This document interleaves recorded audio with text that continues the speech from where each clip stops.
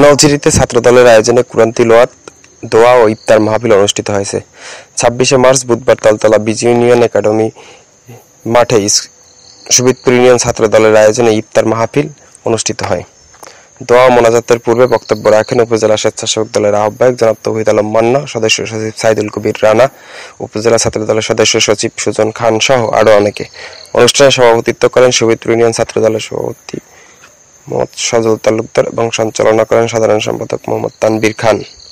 এ সময় আরও উপস্থিত ছিলেন মোহাম্মদ মিজানুর রহমান বাবলু তালুকদার, উপজেলা স্বেচ্ছাসেবক দল নেতা তারিকুল ইসলাম তারেক, মোহাম্মদ জাহিদ, উপজেলা ছাত্রদল নেতা ফয়সাল খান সহ আরও অনেকে।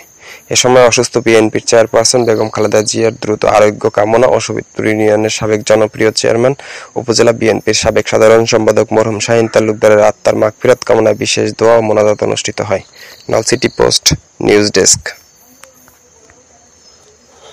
জাতীয়তাবাদী স্বেচ্ছাসেবক দল নলছিটি উপজেলা শাখার বিপ্লবী আহ্বায়ক, সাবেক সফল ছাত্রনেতা, আন্দোলন সংগ্রামের পরীক্ষিত যোদ্ধা জনাব তৌহিদ আলম মান্না ভাই আমাদের মাঝে এসে উপস্থিত হয়েছে।